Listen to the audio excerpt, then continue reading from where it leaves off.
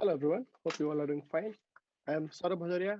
I am part of financial planning and analysis with Booking.com, and I'm going to tell you today about my experience with MicroStrategy and how are we solving challenges which FP&A is facing with respect to compliance, reusability, time to market, etc. Before we go into, I hope you all have heard about Booking.com, but if someone has not heard about it, we are a company started in Netherlands in 1996, almost close to now 25 years old, but we still very feel like a startup. And now we are part of Booking Holding from US, and our aim is to make it easier for everyone to experience the world. We are available now in 43 languages, and we have more than 28 million total accommodation listing available on our website. And it's not only hotel, but also there are so many amazing homes, apartments, and other unique places to stay. So if you haven't experienced Booking.com yet, maybe it's time to experience it. Who am I?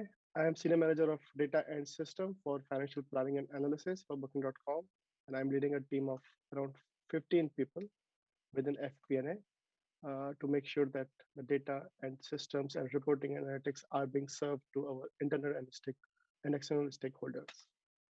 I am primarily responsible for the enterprise reporting coming out of FP&A, calculation of all the non-financial metrics, and successful execution of all the risk relevant compliance controls to make sure that Booking.com is able to comply with the SOX, which we are under obligation from because we are a part of Booking Holding, and also other financial compliance requirement.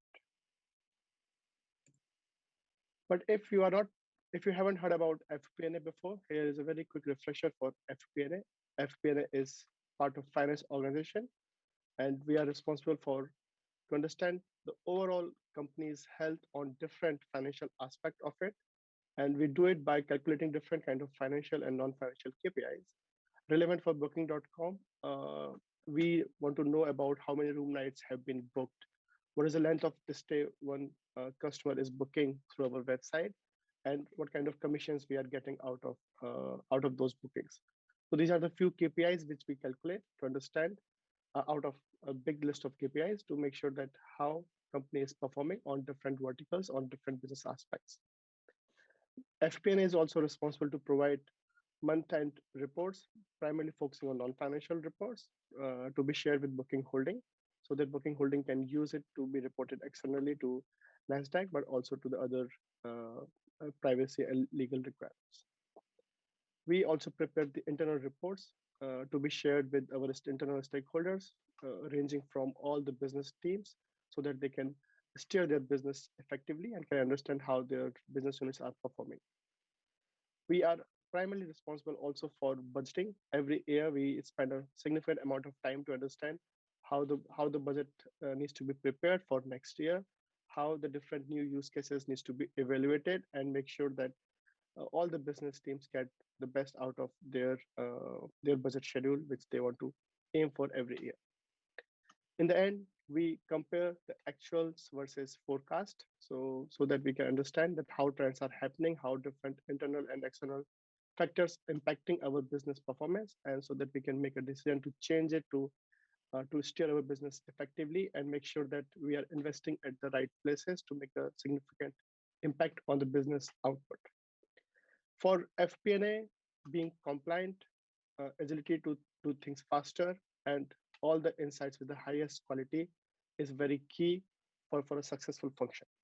And that's what the core is for FP&A. And from my data team, I am here to make sure that FP&A gets what it all needs to be so that all these functions can be delivered effectively. So data strategy play a very critical role within FP&A, and that's why even though it's a business team, I am managing a specific data and reporting team within for FP&A, so that we can achieve all our future plans with respect to data landscape and also the highest compliance maturity with respect to all upcoming new regulations in the finance and non-financial world. Our goal is that we can provide a seamless and scalable data operation through providing by automation and agility, and we can make the business analyst and owner of their own reports, of their own data operations, which they are doing, so that they can really trust it. They can go with the business partners with the confidence on the data, and can give them the right direction to run their business.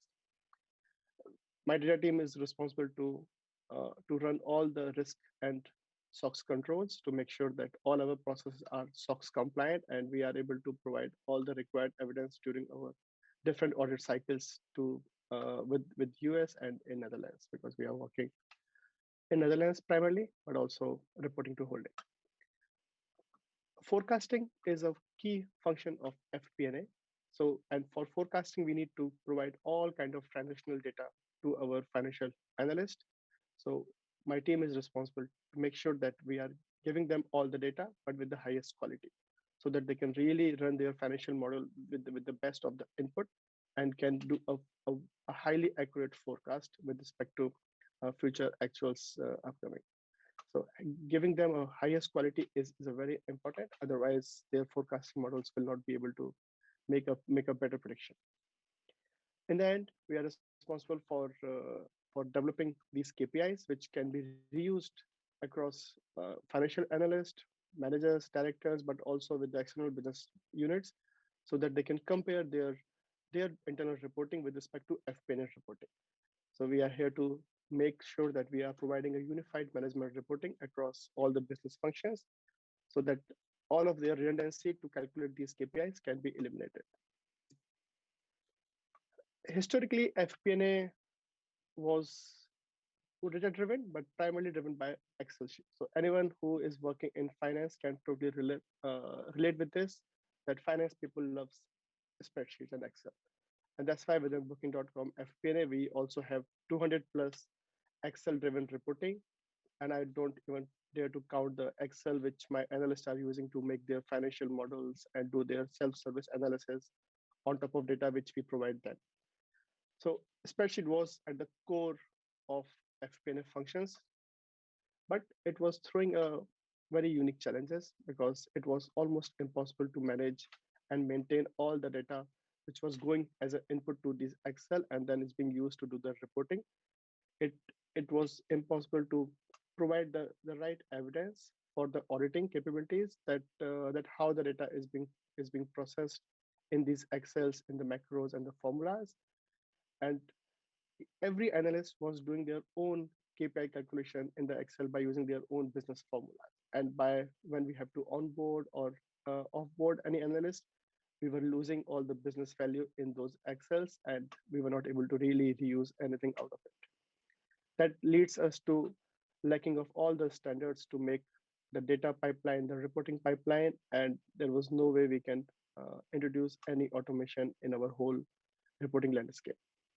That leads us to provide all the business reports by spending more time in preparing the data, operations, reporting, and eventually leading us towards a higher time to market for all our reporting needs. So we decided it's time to change, and logically we moved to make a bit more structured architecture for FP&A, so that the data can be structured into a more logical grouping. We can split out the technical complexity out of the data, and we can leave the business complexity and business modeling into one part of the architecture, so that analysts can focus more on data analysis, preparing report for the business units, and data team can focus more on technical integration, historization of the data, and make sure that all the data qualities rules have been implemented and the data can be prepared with the highest quality before it goes to the next layer of business consumption. So we are leveraging Snowflake and MicroStrategy to make this landscape. This is already in practice now. We are working on this for close to 2 years to transform our existing Hadoop-based architecture to this cloud foundation. And part of it has been used by our business teams already. So we have segregated the data in our common layer where we can stage everything, whatever coming from all our sources. Within the FP&A, we need to have data source almost from all the aspect of the business, so that we can really do our financial modeling and can change our forecasting as we go ahead. So we are taking all the data, and then we are giving them FP&A specific transformation in the base layer. And once that data is technically ready for business consumption, the data is moving into Snowflake and MicroStrategy semantic layer with the more business oriented data model and ready for different kind of consumptions in the reporting layer through semantic data layer in this picture. By leveraging this architecture, we are making sure that we are providing a single source of truth for all the KPIs, which is being used within FP&A and being used outside FP&A, and we can manage the metadata for an easy audit trail to prove to all our all our compliance needs. We have started MicroStrategy adoption around 3 years back within FP&A, and it has given us a lot of flexibility. And the key change which we are driving within FP&A is making a semantic model in MicroStrategy so that all the key KPIs, because the function of the FP&A is quite repetitive. We need to do the same things monthly, quarterly, annually, and unless there is a very big change in the business, our KPIs don't change that often. However, we need to make sure that we can provide those KPIs on a different dimensions distribution so that we can give more accuracy of the business modeling and the business performance on a different dimensions to our stakeholder. So designing that in semantic model really helped us to make a single version of truth, and all our analysts and all our business teams, they don't need to really worry about how these KPIs is being calculated, what is the business logic behind it, and they can simply go and use with the full confidence. By leveraging MicroStrategy's solid security and access framework, we are able to really provide the business teams whatever they are supposed to access, because all our data are highly critical, and it can give a different insights to different departments about their cost, their future budget, and also their actual performance. So it is very important that we provide access to the specific people whom should get the access, and also we can prove to the auditors that the data is not being misused through access, and it cannot be exported out without our with by someone who should not have access on it. So we are able to really make a very secure and solid access framework by using MicroStrategy. And with the self-service environment, all our analysts are now making their own reports, sending the reports directly to their stakeholders without going into a spreadsheet and doing a lot of data preparations first and then the calculations of the KPI. So that is also eliminating a lot of Excel from our systems. By having the semantic layer, we are also gaining more confidence on our business definitions. And in case there is a change in the definition, we can enforce the definition change centrally from from our semantic layer, and all other business teams will use the new definitions with the full confidence with the right data quality. That is also helping us a lot to keep a track of any change in the business and the use of that KPI across units. Finally, we are able to give this drill down capability to our analysts so that they can look a view of the KPIs and then can drill down to the transactional data to make sure that they can do more analysis on that data and make their new reports if they need to. MicroStrategy implementation in last 3 years was this was not that challenging, thanks to the cloud managed service which we are using from MicroStrategy. So we can really focus on supporting our business teams rather than worrying about the infrastructure management, etc. So that was very helpful. And also with all the training programs, our analysts, our directors, managers, business C executives, and the developer, they are able to understand their own persona and how they need to use the tool, where they need to access, how can they do self-service, etc. So with the training programs, we were able to really give them a flavor in their own capacity of MicroStrategy. And with the semantic model design, all the KPI distribution, self-service, and migration of Excel reports was relatively easy for us in terms of implementation. Here are a few samples of the reports. So this is one report which we built for our C executives, because in this one, earlier they need to open all the emails and look for each vertical and then understand the performance of each business unit. But by leveraging MicroStrategy library, we are able to give high level view to our executives of all these business verticals, and they can understand how these verticals are performing now, and then can ask the respective questions from the business leaders of the respective department. This was a very appreciated uh, report from the executive, because before that they have never seen this view at a single place, and also with the full confidence on the data quality and the business definitions. And now they can simply focus on understanding how the business is performing, and rather than trying to ask, okay, is this data correct and can we trust this data? For our analyst, we are able to give them the more self-service environment, and then they can go for the KPI. On the left side of the pen, you can see they can pull the KPIs on the different data emissions, and can compare the data with the forecast which they have done and the actuals which is coming out of financial system. And then based on their actual and forecast variance, they can make the different changes in the financial model, so that for the future use cases, the forecast can remain as close as possible to the actuals. This was again eliminating a lot of Excel calculations and giving a lot of confidence to the auditors and to risk team, to make sure that all our processing of forecasting and actual comparison is really automated, and we can trust the whole of financial models which are being built by our analysts. The agility is very important, and when COVID hit us in 2020, we were the few companies who were facing the heat from the front line. And as soon as we started seeing cancellations, our business leaders needs faster report to understand how cancellations are happening, in which regions we are seeing more cancellations, how can we support our partners to face this tough time, how can we support our customer to get their money back for all the travels which they have booked. And they can only do that if they have the data, if they have the reports ready to make any informed decision. With the help of MicroStrategy, we were quickly able to make the different reports to understand how COVID is impacting us, and then we're able to share the, the data with the different type of business leaders by putting different kind of filters using semantic layer. And it was very fast report to share, and that really helped us to support all our business partners, but also our accommodation partners and our customer, based on the reports which we were able to derive out of MicroStrategy.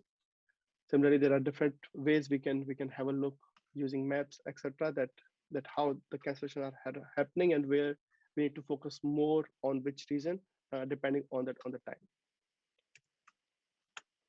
For finance people, Excel provides a lot of flexibility, because they love to see the different kind of bar chart and different kind of graphs quickly by changing the data in Excel.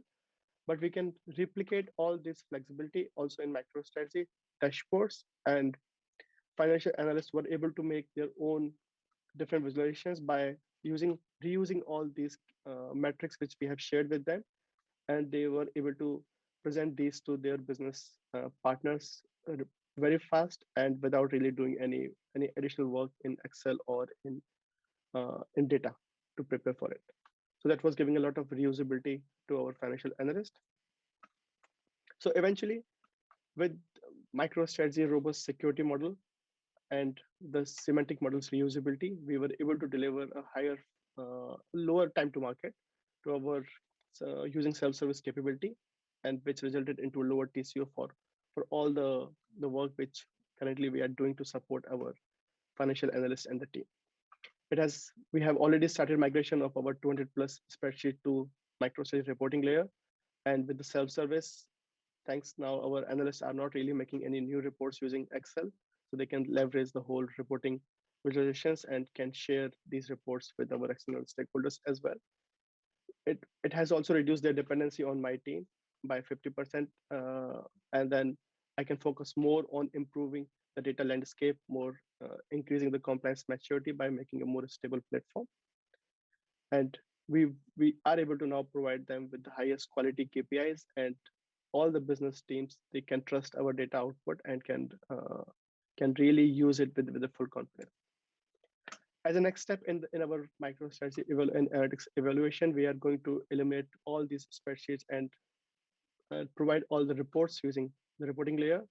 We will also roll out the mobile BI to our external stakeholders. And after that, we are going to implement hypercards. We have done some demo and it was highly appreciated by key stakeholders. And we will also extend MicroStrategy Semantic Layer to replace our existing Tableau report so that Tableau can also read from one single source of truth instead of trying to calculate everything in our Hadoop or Snowflake calculations. That was our journey to improve our compliance and also all our FP&A functions of work using MicroStrategy and the data landscape. If there's any question, happy to answer.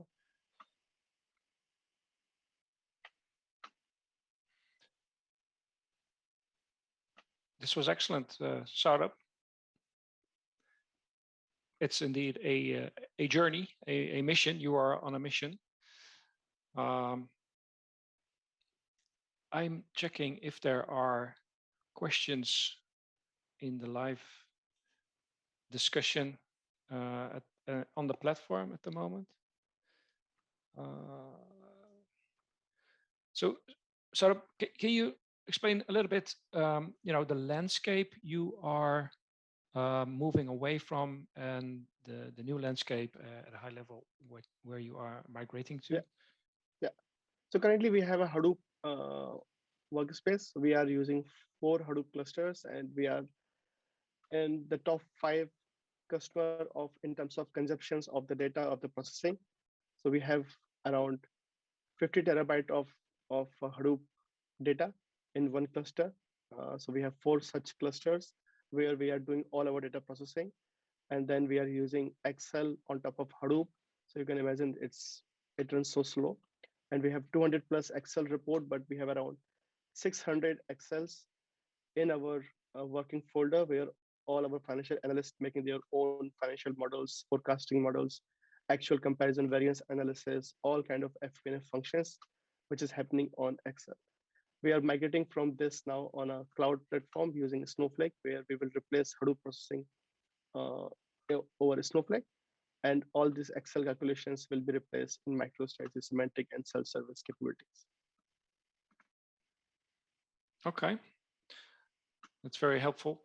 Thank you. I see other questions coming in here. There's one from Gabriela, but there's a word in the question that I don't fully understand, but maybe you do, Saurabh. I'm not an English native speaker. The question is, was there reticence from the users to adopt MicroStrategy? So I guess the question is, okay, what about adoption of the new interface? Yeah. There is, and still I am facing some resistance from the stakeholder because they are so much used to it of getting the reports daily on an email, and just they now know okay what to search in the email and just look for the reports. But we are doing a stepwise transitions. First, we are replacing Excel calculation, which is currently sending the reports through MicroStrategy, and we are emailing these reports still using MicroStrategy, but we are also adding a library link. And when we are writing that, okay, if you want to see new visualizations or you want to drill down the data, please click, and then we will travel them to the library link. So this is how we are educating our stakeholders, because most of our stakeholders are director plus or executives, and they might not have time or ambition to really drill down too much. So we are not really changing their way of working from day one, but we are educating them along our journey and telling them if you want to see more, we have the capabilities and you can say it directly.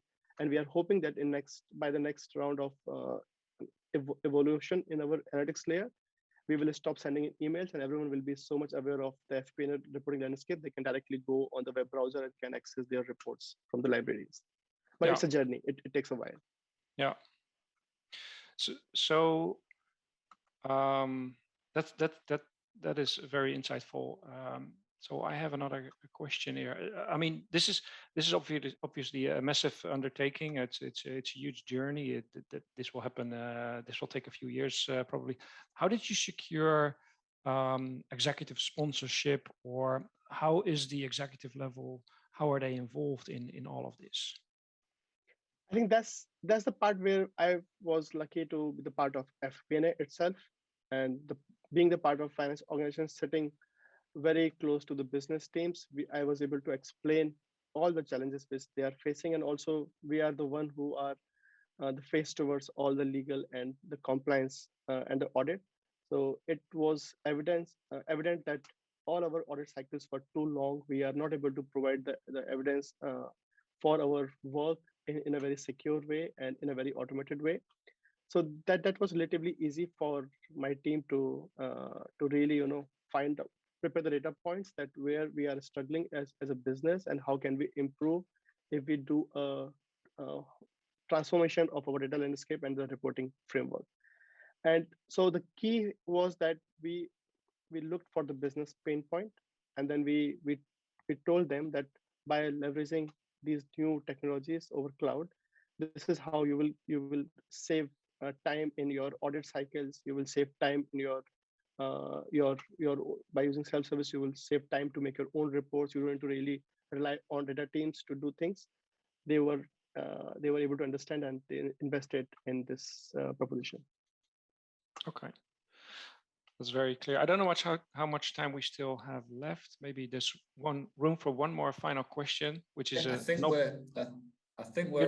almost up, Dirk. Have you got one question that? Well, I think it's an interesting question. It's a very interesting question from Victor, who's asking Saurabh, why did you choose exactly MicroStrategy, not another BI tool? Well, maybe that's a good answer, a good question to finish. Yeah. So we were already using Tableau and Excel. So with the Tableau, we were facing an issue of that the reporting calculation were happening in the data side. And being the data engineers and being in a startup, people were not really following any standards to do things over Hadoop using Spark. All the open source technologies were not really able to give all the evidences to our auditors. So first we changed to cloud, and the second that using MicroStrategy Semantic Layer, we were able to really lock in all these KPIs which are relevant for our business, for our risk, for our compliance, and for our business performance.